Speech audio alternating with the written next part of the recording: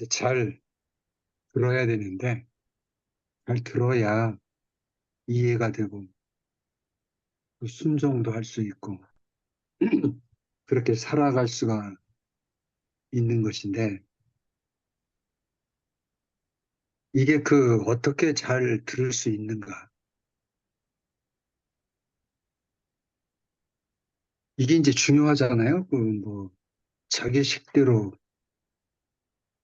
맘대로 그냥 이해하고, 자기 맘대로 설교하고, 그러니까 거기서 이단도 나오고, 알레고리 해석이 나오고, 그러니까 이게, 어, 아까 얘기했듯이 인문학적 정신과 신학적 바탕, 이런 그런 게 바탕이 안 돼 있으면 이게 하나의 이제 그 자기 나름대로 해석해서 끝나는 거니까 저도 이제 이 하나님 말씀을 어떻게 듣고 또 어떻게 설교하고 이게 이제 일생 이제 과제인데 전통적으로 이렇게 그냥 받아들이는 다 그렇게 하고 있는데 아, 저는 이제 그때 그 역사적인 상황 속에서 그렇게 고백하고 그렇게 기록한 그렇게 전승을 이제 모아서 기록한 문서들이 이제 성경이 돼서 여기까지 왔는데 나는 그 성경을 어떤 규범이나 어떤 그 삶의 그대로 지표라기로 해석하기보다는 이게 하나의 어, 프리즈입니다. 하나의 어떤 하나님의 뜻을 이렇게 이해할 수 있는 어떤 하나의 고리, 어떤 단초. 거기에서부터 오늘의 역사적 상황 속에서 어떻게 우리가 성서를 해석하고 하나님 말씀을 해석하고 어떻게 하나님의 나라를 이루어갈 것인가. 이제 이건 우리의 과제다. 저는 네. 그렇게 생각을 하기 때문에 이 하나님 말씀을 그냥 기록된 말씀에서 이렇게 끝날 게 아니라 여기에 자기의 신앙 고백을 불어넣고 그리고 생명을 불어넣고 자기의 삶을 불어넣어서 이것을 오늘의 삶을 살아야 된다. 그렇게 생각을 하는데 저는 그래서 이 성경을 읽으면서 이게 하나의 세세한 규범이라기보다는 어떤 상징과 시작하는 어떤 어, 한초 이렇게 봐야 되는 것이 아닌가. 그래서 이제 성서를 읽으면서 오늘 이 시간에 내가 여기서 읽는데 이 성서 속에서 하나님께서 어떻게 말씀하시는가. 이제 내 이 역사적 상황 속에서 그것을 이제 시로 써야 되겠다. 시로 써야 되겠다. 그래서 제가 성경을 창세기부터 계시록까지 읽으면서 이 시로 썼어요. 시로.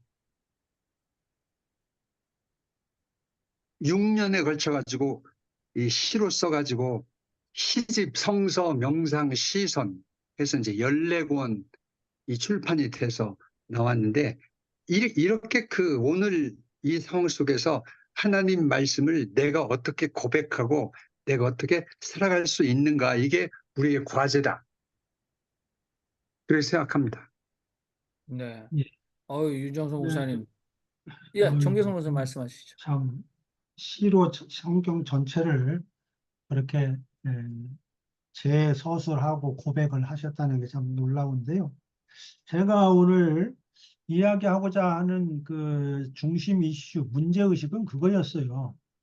그러니까 이스라엘의 역사나 교회 역사를 보면 항상 하나님의 말씀을 열심히 들었는데 결과적으로는 그 말씀에 역행하고 말씀과 거리가 먼 자기 중심적 뜨거움에 사로잡혀 가지고 자기 확신, 자기 해석에 갇혀서 하나님의 뜻과 정반대되는 길을 너무 많이 반복적으로 걸어왔다. 그럼 왜 그런 거냐? 그거는 하나님 말씀을 우리가 이미 다 들었다. 하나님의 뜻은 이거야. 라고 확신해버렸기 때문에 이미 우리 손 안에 있어. 하나님의 말씀은. 그래서 자기들 마음대로 그 말씀의 칼을 휘두르는 거예요. 저는 이게 가장 근원적인 문제다. 그러니까 하나님 말씀을 아하, 지금 현재 우리는 다 듣기는 들어도 충분히 들을 수 없구나. 희미하게 보기는 보아도 희미하게 볼 수밖에 없구나.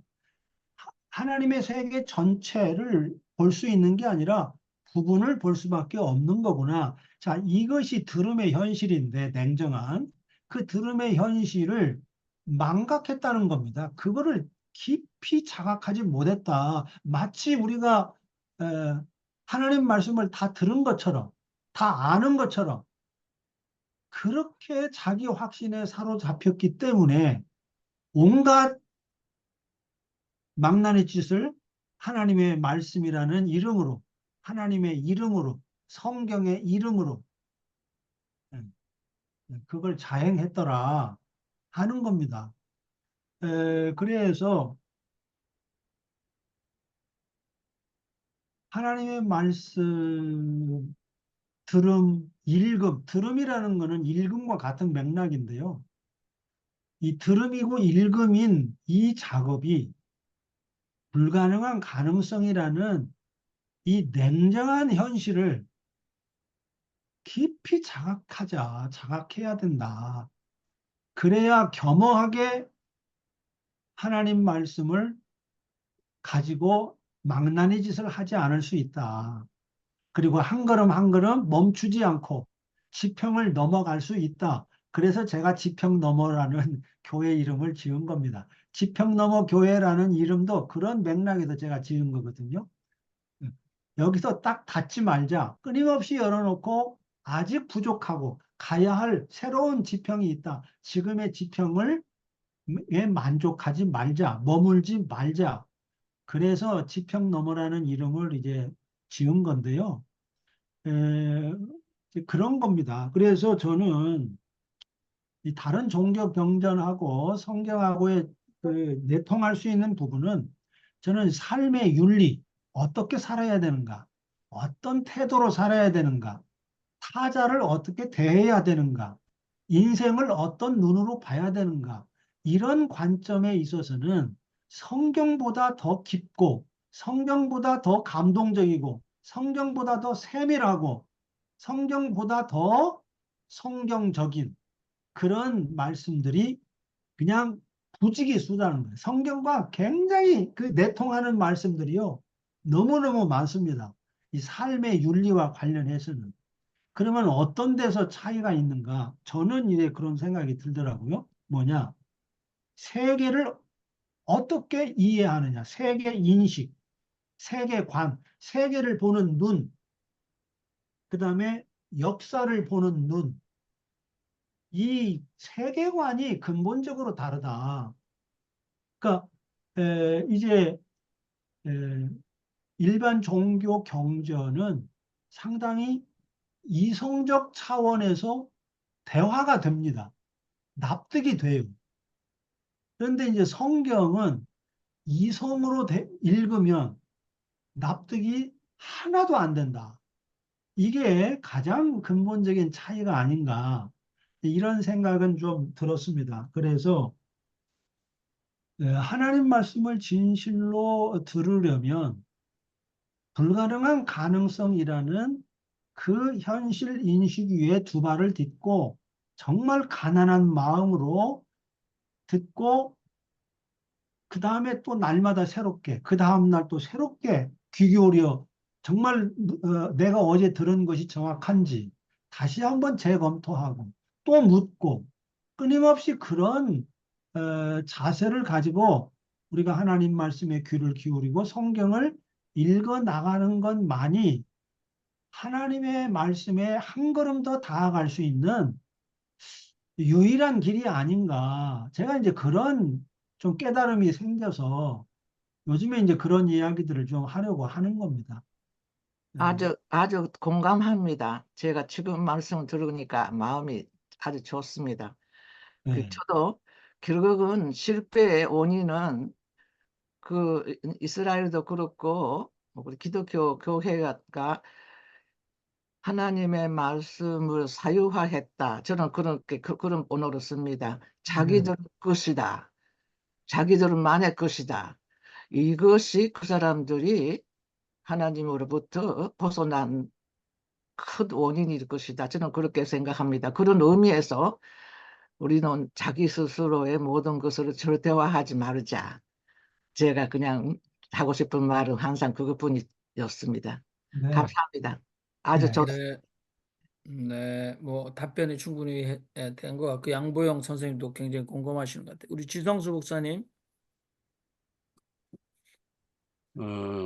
정 목사님이 그 현장 목회자로서 목회 현장에서 어떤 느끼는 절절한 감각을 가지고 이야기를 해주셨는데 한마디로 딱 한다면 질문 없는 신앙의 위험성을 얘기하는 것 같아요. 질문 없는 신앙의 위험성. 그렇습니다. 예. 그것보다 위험한 건 없죠, 세상에. 그렇습니다. 제가 그 얘기 들으면서 하나 생각난 이 에피소드가 있는데요. 제 후배 목사한 사람이 호주에서 한 번은 나도 알고 이제 아는 그 교회의 어떤 신자에 대해서 얘기를 하다가 뭐라 그러냐면 한 3년 동안 내 설교를 그 내내 설교를 들었는데 하나도 변한 게 없어요. 나한테 그렇게 얘기해요. 그래 내가 속으로 야, 네 설교를 듣고 변하면 어떻게 사람이 변하겠니? 속으로 그런 생각이 들었어요. 예? 왜냐? 그 목사 자신이 전혀 질문이 그 신앙에 질문이 없거든. 맨날 정답 페이퍼만 주거든. 그러니 신자들이 머리가 뭐 생각할 이유가 없는 거죠. 그런 생각이 들었습니다. 참, 정확하게 말씀을 하셨는데요. 예, 제가 이제 들음에 대해서 이야기할 때 앞에서 그 물음이 들음에 있어서 굉장히 중요하다. 물음은 그렇죠. 단지 물음이 아니라 물음이야말로 정말 들음의 아주 중요한 대목이다. 라고 이제 이야기했는데요. 저는 이스라엘이나 기독교의 실패가 질문 없는 신앙, 예, 믿음을 강조한 나머지 예, 질문을 정죄하고 질문을 아주 그 사탄적이라는 그런 그 부정의 눈으로 봤기 때문에 저는 오늘날 이렇게 됐다고 봐요. 그러니까 교회가 끊임없이 답만 이야기하지 질문을 그렇죠. 거부했다는 것. 저는 이게 그렇죠. 굉장히 중요한 대목인데 왜 질문을 안 하냐? 이미 우리는 소유하고 있어. 하나님 말씀 이미 다 알고 있어. 이 착각을 했기 때문이다. 불가능한 가능성이라는 이 사실, 현실을 냉철하게 인식하지 못했기 때문에 질문을 가로막고 질문을 금기시한 거다. 이게 가장 근본적인 성서를 오독하게 된 가장 핵심적인 이유가 바로 거기에 있는 것 아니냐. 그렇죠. 그게 저의 생각이고 예. 그렇습니다. 요즘 제 페이스북에요. 끊임없이 그 이제 댓글을 이제 도전적으로 다는 사람이 하나 있어요. 근데 이 사람이 아주 근본주의적 신앙을 가진 사람인데요. 아주 그냥 싸가지 없이 댓글을 달아요. 근데 안 읽으면 되는데 계속 읽으면서 댓글을 달아요. 그러나 저는 이제 그건 뭐 그런 정도는 이제 넘어가죠. 근데 오늘도 이제 되는데 근데 이 사람 댓글을 다는 걸 보면 남들이 예수를 안 믿을까 봐 나는 걱정이 돼요. 그 사람 댓글 다는 거 보면. 그러니까 오늘 어저께 쓴 거에 대해서 왜 내세가 없다면 그러면 뭐하러 믿습니까? 뭐 이렇게 다는 거예요. 난 내세 안 믿는다. 그러니까 그러면 내세 보고 예수 믿을 사람이 요즘 얼마나 돼요? 그러니까 이런 식이죠. 그러니까 아주 그 근본주의적 신앙에 사로잡혀 가지고서 그런 참 웃지 못할 그런 얘기를 했는데, 근데 뭐 자를 수도 없고 차단할 수도 없고 그냥 재미로 그냥 그렇게 봅니다. 예. 네. 그 우리가 이제 합의가 많이 이루어졌습니다. 우리가 신앙은 질문하는 것이다. 오히려 신앙이 있기 때문에 우리는 질문하는 것이다. 굉장히 좋을 것 같습니다. 그리고 정병선 목사님, 들음의 또는 가능성과 불가능성. 그래서 사실 이제 토론하면서 언어를 우리가 아, 질문하는 것. 그러니까 내가 가진 성서 해석은 어, 영원하고 유일하며 완전한 정답이 아니다라는 경외감 또는 뭐 그러니까 fear죠. 경외감이라고 표현해서 죄송합니다. 그러니까 어, 우리가 그 긴장을 항상 유지하고 있어야 된다. 그래야 우리 김상재 목사님 말씀하셨던 건강한 신앙이다 이렇게 되는 것 같아요. 그리고 또 우리 윤정수 목사님 그 시적 언어 이건 조금 다릅니다. 그렇죠? 굉장히 다릅니다. 아, 이제 논리적인 사고를 하는 사람과 시적 언어를 가지고 사고를 하는 사람 대화를 하는 거 보면 거의 코미디를 보는 것 같거든요. 저는요. 그래서 상대방이 시적 언어를 얘기하면 시적 언어로 알아들어야 돼요. 그런데 예를 들어서 제가 회개하여 내 눈물로 내 침상이 뜨나이다. 이렇게 다윗이 고백했다고 기록돼 있는데 그거 보면서 인간의 눈물이 몇 갤론이나 몇 리터가 나오는데 그 당시 백향목으로 만든 침대가 무게가 얼만데 왕이 텐트 안에 있는데 침대가 어떻게 이렇게 이제 아무튼 이렇게 싸우는 거예요. 그게 굉장히 지루합니다. 그래서 저는 우리 윤종수 목사님 말씀하실 때 시적 언어, 시상으로 많이 소통하시기 바란다. 우리 김상재 목사님 다시 마이크 키셨는데 말씀 좀 하십시오. 화면이 어두워서 죄송합니다. 그 질문이 없는 신앙에 대해서 말씀하셨는데 제 생각에는 근본적으로 신앙 자체가 질문을 멸절시키죠. 또 이제 질문할 줄 모르는 질문할 능력이 없는 사람들이 그 보상으로 신앙을 택하면서 신앙이 더 결정적으로 질문 없는 사람으로 고착시켜 버리잖아요. 질문 없는 신앙은 이미 신앙 속에 내재 있는 것이죠. 위험이.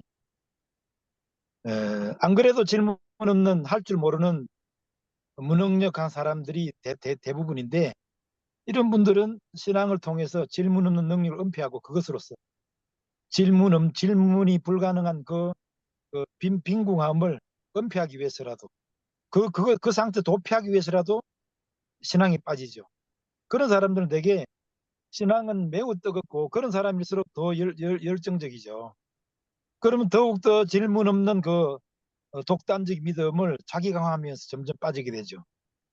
대개 사실은 정직하게 말하면 오늘 우리 주류 개신교, 보수 개신교인들이 믿는 경로가 제가 말씀드린 것 똑같거든요.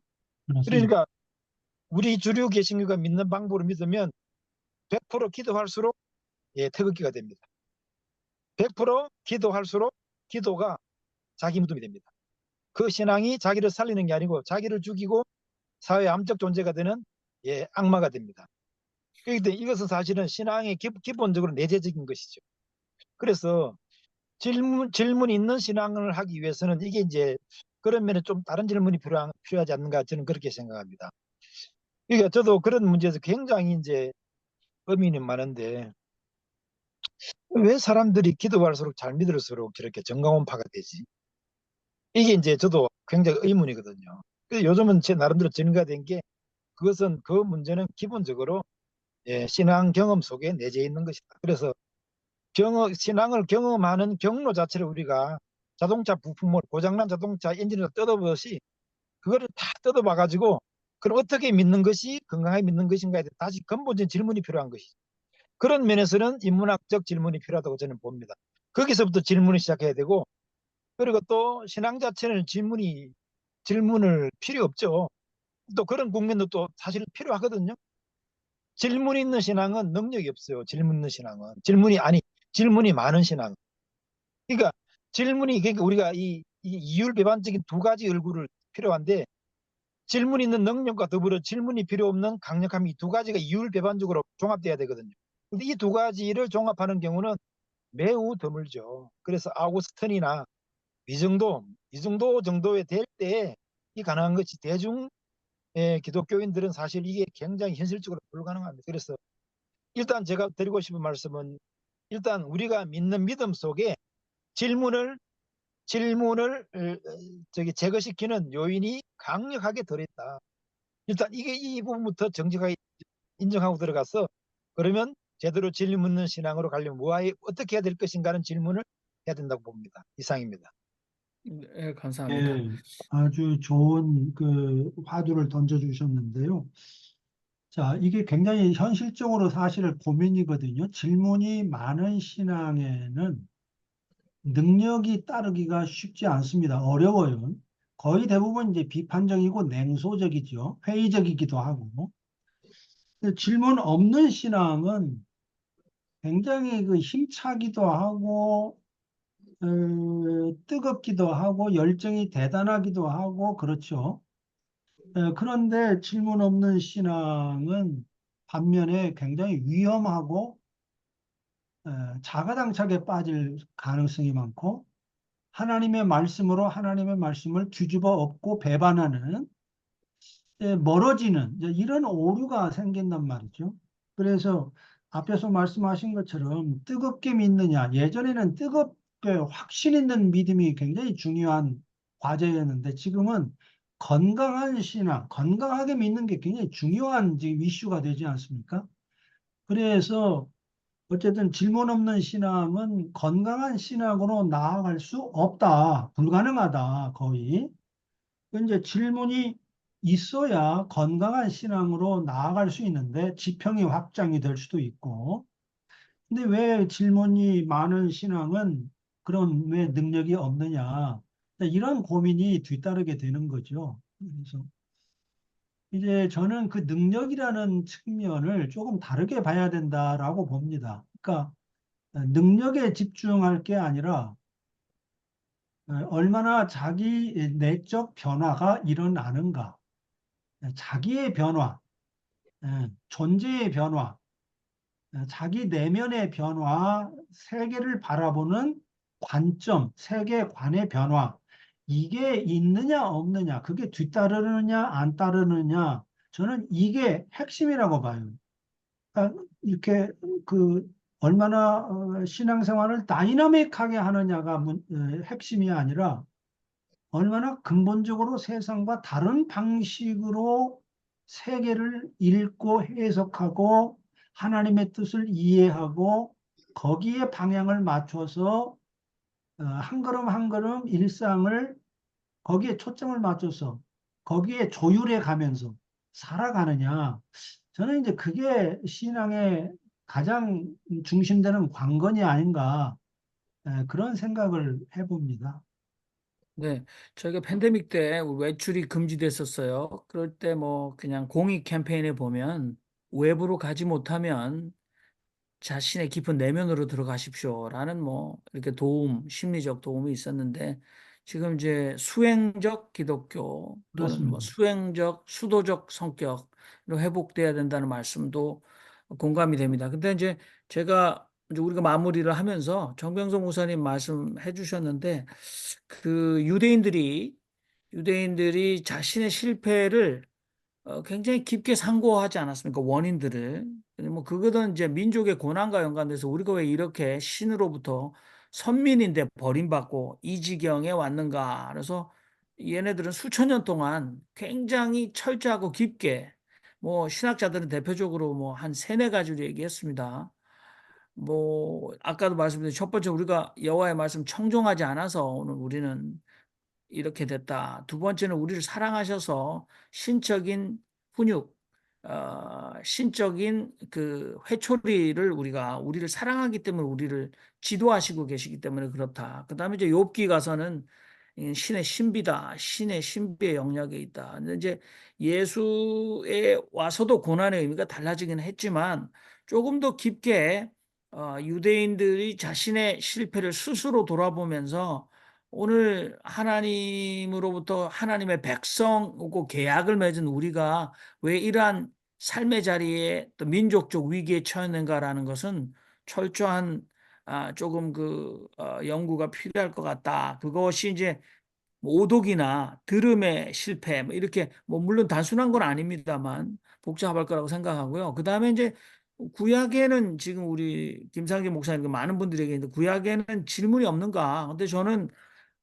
시편에 보면은 이제 우리 윤종수 목사님 환영하실 수도 있겠습니다. 도대체 신은 왜 잠잠한 신이야? 당신은 왜 어디에 계시냐 도대체?라고 탄원할 때 굉장히 심각하게 하나님을 향하여 도전적인 질문을 신앙적으로 허용했어요. 저는 당신은 어디에 있느냐라는 질문은 신이라고 얘기하는 유신적인 신앙적 태도가 있는 거고 당신의 현존은 도대체 어디 있느냐 지금. 당신의 약속과 견주어서 왜 여기를 버려두느냐라는 신정론적인 질문은 해방신학이나 민중신학이 신앙이 있기 때문에 굉장히 집요하게 끊임없이 신의 부재의 현실을 겪으면서 물어온 게 아닌가. 그래서 이스라엘 사람들도 절정으로 아우슈비츠에서 엘리 위잘의 The Night란 소설에도 그렇게 하지 않습니까? 도대체 신이 어디 있느냐? 라는 그냥 들려오는 소리는 자신들의 가장 큰 물음이었다고 생각하는데요. 저희들도 오늘 이제 정병선 목사님이나 다른 분이 말씀하신 것처럼 한반도에서 읽는 성서 또는 한반도에서 듣는 하나님의 말씀, 분단된 상황에서 또는 윤석열 정권 하에서 읽는 성경의 말씀에 대해서 그 의미를 굉장히 깊게 계속해서 나눠 가야 되지 않을까 하는 생각을 합니다. 아무튼 여러분 다른 말씀이 없으시면 오늘 우리 말씀 들음의 가능성과 불가능성 말씀 발제해 주신 정병성 목사님께 감사를 드리고 이것으로 마치고 우리 디프리 담화를 하도록 하겠습니다. 구독과 좋아요 잊지 않으셨죠?